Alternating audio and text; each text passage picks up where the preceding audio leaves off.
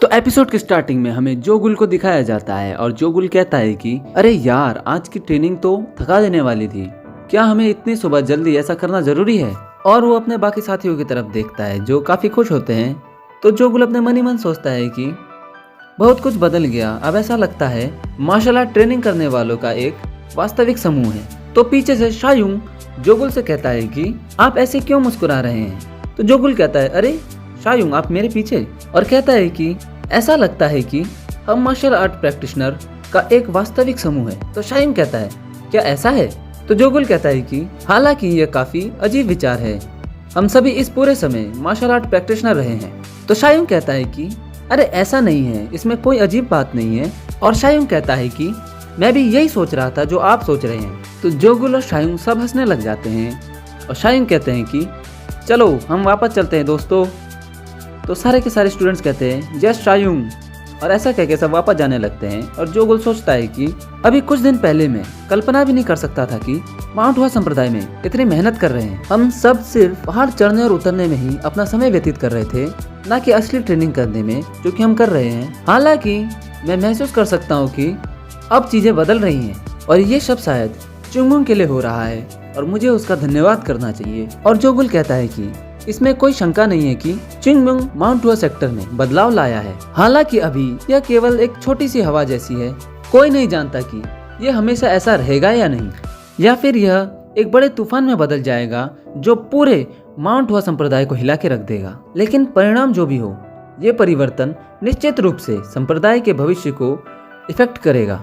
तो जोगुल जब वहाँ पहुँचता है तो वो सुनता है कि कोई कहता है मैंने तुमसे कहा था आप इसे यहाँ नहीं रख सकते, आने दो, इसको यहाँ रखो, उसको लेके जाओ।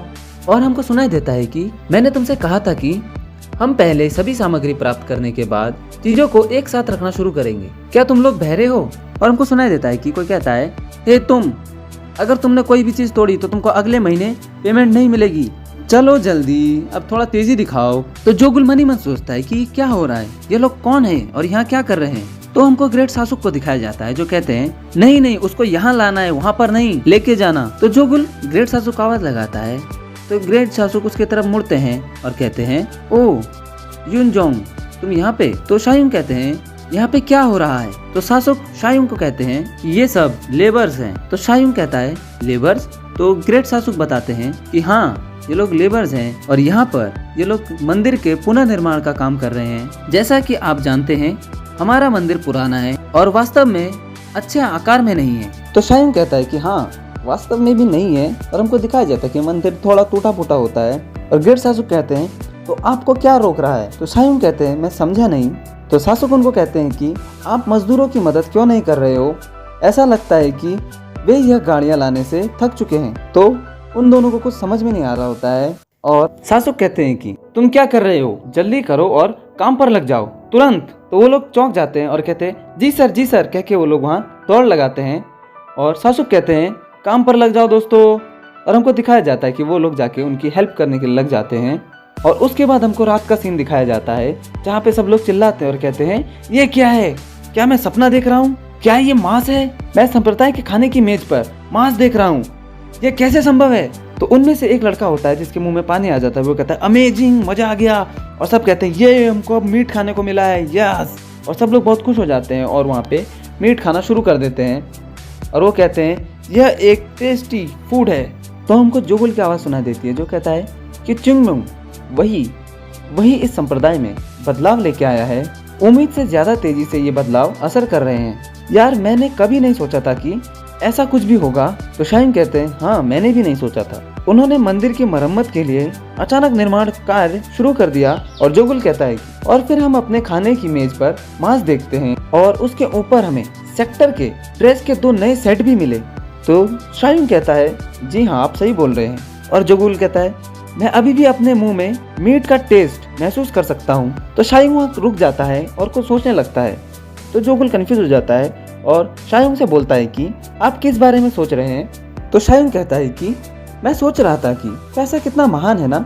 री कह के हंसने लगता है और जोगुल कहता है हाँ, मैं भी हैरान हूँ ये देख के। जो भी है, हमको अचानक से इतना सारा पैसा मिल गया, मैंने कभी नहीं सोचा था कि इतने ऊपर तक का अचानक बदलाव आ जाएगा। तो शायुंग कहता है कि आपको क्या लगता है कि उन्होंने इस पूरे समय का आनंद लिया होगा।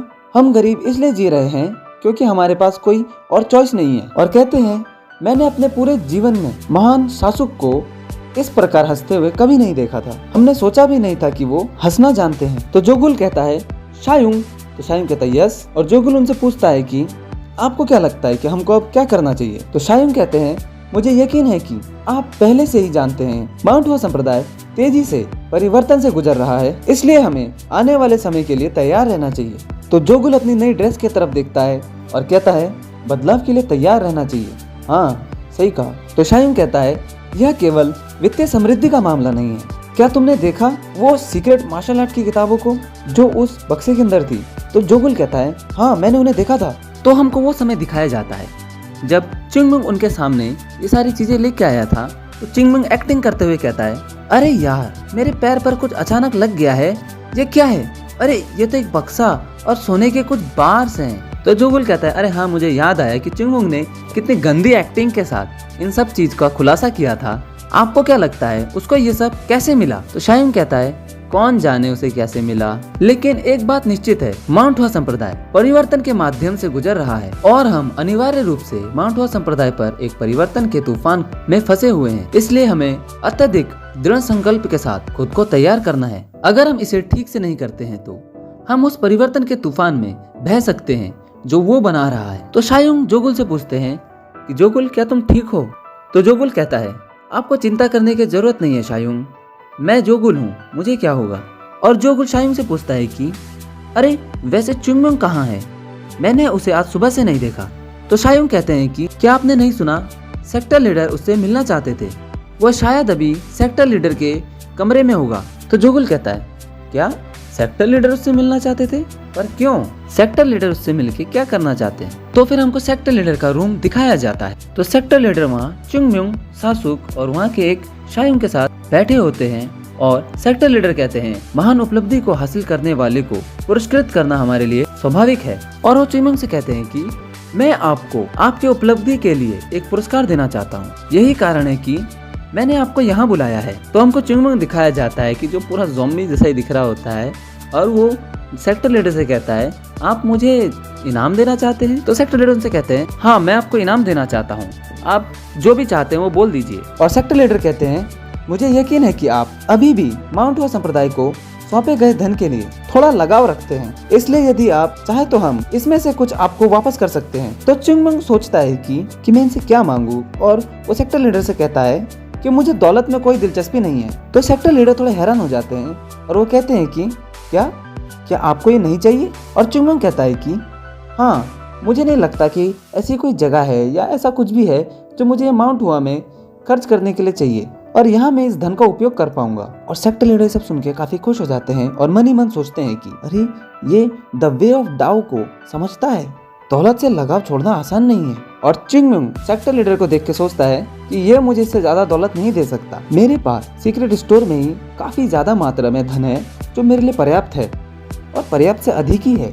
तो सेक्टर लीडर से कहते हैं तब आप मुझे कुछ और बात बता सकते हैं जो आप मांगना चाहते हो, मैं आपको एक उन्नत तकनीक सीखने की अनुमति भी दे सकता हूँ जिसे आप सामान्य रूप से अभी नहीं सीख सकते। तो चिंगमुंग कहता है ओह मुझे वास्तव में तकनीक भी नहीं चाहिए। तो सेक्टर लीडर को कुछ समझ में नहीं आता है, वो कहते हैं आपको टेक्निक भी नहीं चाहिए, क्या आप यहाँ की सबसे एक्सीलेंट टेक्निक नहीं सीखना चाहते और आपको उसमें कोई रुचि नहीं है क्या। तो चिंगमुंग कहता है कि मेरा मतलब यह है कि हमारे पूर्वजों ने एक आदेश स्थापित किया है कि एक कारण होना चाहिए हमें एक तकनीक सीखने के लिए। तो सेक्टर लीडर कहता है हाँ आप सही कह रहे हैं। तो चिंगमुंग मन ही मन सोचता है कि आदेश, क्या बकवास है, तुम लोग मुझे क्या तकनीक सिखाओगे, मुझे तुमको तकनीक सिखाने वाला होना चाहिए। और चिंगमुंग मन ही मन सोचता है कि मुझे इनको देने के लिए अभी भी काफी तकनीकें बची हुई हैं, तो मैं उन्हें स्वाभाविक रूप से कैसे सौंप सकता हूँ। तो चिंगमुंग सोचता है कि क्या मुझे वास्तव में इसके बारे में सोचने की जरूरत है, और कहता है कि मैं अपने पुस्तकों के रूप में क्या चाहता हूँ, माउंट हुआ संप्रदाय के लिए मैं और क्या कर सकता हूँ जिसका नाम हमेशा रहे। तो चिंगमुंग कहता है कि ओह कैसा रहेगा कि जब मैं चाहूँ मुझे हुआ प्रांत में जाने की अनुमति मिल जाए। और मन ही मन सोचता है मुझे पहले स्वतंत्रता प्राप्त करने की आवश्यकता है, इससे पहले कि मैं कुछ भी कर सकूं मुझे और अधिक स्थानों पर घूमने फिरने में सक्षम होने की आवश्यकता है। तो सेक्टर लीडर कहते हैं हुआ प्रांत के लिए। तो चिंगमुंग सिर हिलाते हुए बोलता है, हाँ, मार्शल आर्ट का अभ्यास करते समय मुझे केवल इस मंदिर में रहना पड़ता है जो एक शिष्य के रूप में मेरे विकास को सीमित कर रहा है।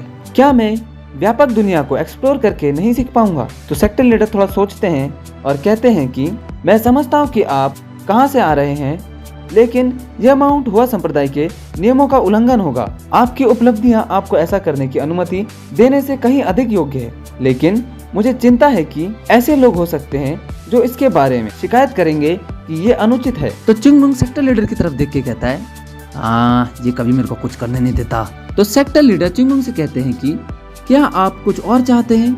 तो चिंगमुंग सोचता है और मन ही मन कहता है, मैं आपसे और क्या मांग सकता हूँ यदि आप मुझे हुआ प्रांत में एक बार जाने की अनुमति भी नहीं दे सकते। तो चिंगमुंग सोचता है और उसको एक चीज याद आती है और वो कहता है, ओह सेक्टर लीडर, जैसा कि आप देख सकते हैं मेरा शरीर बहुत खराब है। तो सेक्टर लीडर कहते हैं, ओ हाँ, वो मैं देख सकता हूँ। तो चिंगमुंग कहता है कि और डॉक्टर के मुताबिक मेरे अंदर की एनर्जी काफी डैमेज हो चुकी है। तो सेक्टर लीडर कहता है, हाँ, मैंने भी ये सुना है। तो चिंगमुंग कहता है, हाँ, इसीलिए मैं आपसे जीवन की कुछ गोलियां मांगना चाहता हूँ। तो सेक्टर लीडर कहता है, जीवन की गोलियां? तो चिंगमुंग कहता है कि हाँ, मैं उन गोलियों के बारे में बात कर रहा हूँ जो आपके स्वास्थ्य को फिर से ठीक कर सकती है। तो सेक्टर लीडर कहते हैं कि सुनो। तो सायुक और उसके साथ जो बैठे होते हैं वो कहते हैं, हाँ सेक्टर लीडर। तो चिंगमुंग आशा की दृष्टि से सेक्टर लीडर की तरफ देखता है कि ये शायद मुझे ये दे देंगे। वो बहुत खुश हो जाता है।